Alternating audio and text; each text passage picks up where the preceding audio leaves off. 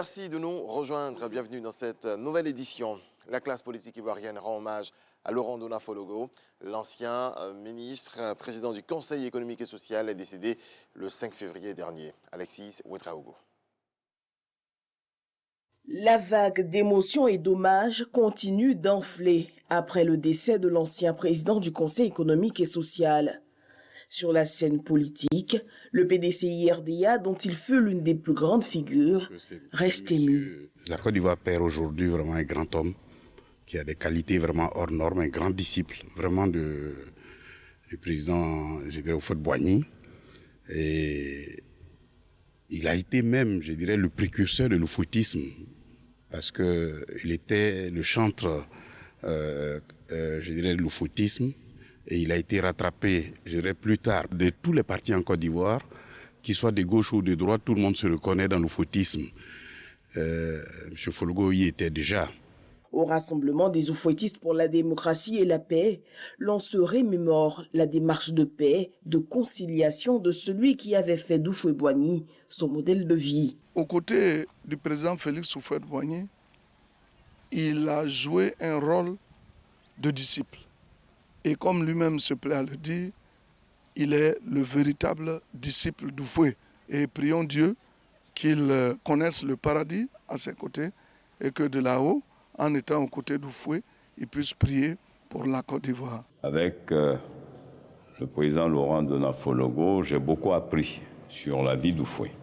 C'est donc pour nous, au RHDP, un oufouettiste, un des grands disciples de l'oufouettisme qui s'en est allé. La Côte d'Ivoire vient de perdre un grand serviteur de l'État, qu'il repose en paix, mais que sa mémoire aussi puisse accompagner la Côte d'Ivoire dans le renforcement de sa cohésion sociale.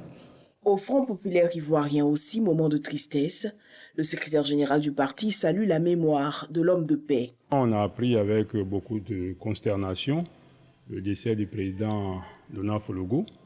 Et en ces circonstances douloureuses, le président du Front populaire ivoirien, le Premier ministre Pascal Affi-N'Guessan, et tout le parti tiennent à rendre hommage à ce grand serviteur de l'État de Côte d'Ivoire qui a su à tout moment mettre en avant l'intérêt national et la cohésion sociale. Laurent Dona-Fologo était aussi un homme de plume. Journaliste, il a été le président de l'UPF. L'Union de la presse francophone le témoigne.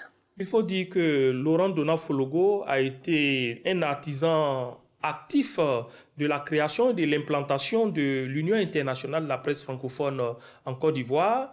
Il en a été le président national donc de la section ivoirienne pendant de longues années. Et ce qu'il faut ajouter de très important, c'est que M. Fologo a même été le président international de l'UPF entre 1975 et 1978. Pour sa mémoire, il est extrêmement important de relever ce fait de sa vie professionnelle de journaliste. Laurent Dona-Fologo s'est éteint le 5 février dernier. Il était âgé de 82 ans.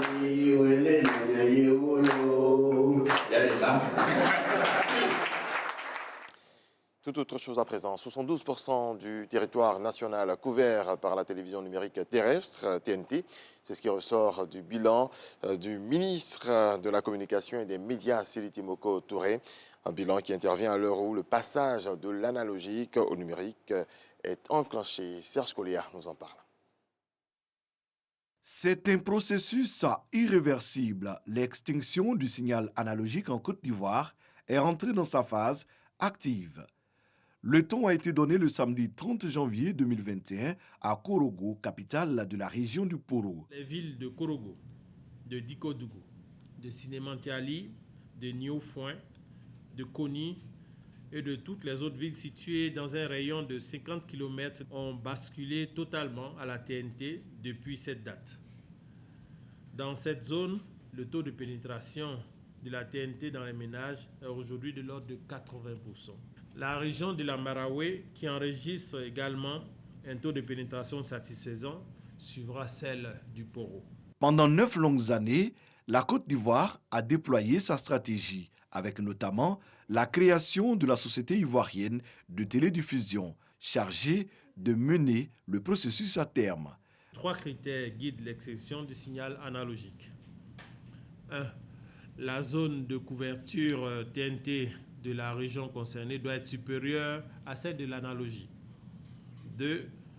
L'implication des autorités locales et leaders d'opinion dans la campagne de communication de l'extinction du signal analogique doit être effective. Et enfin 3.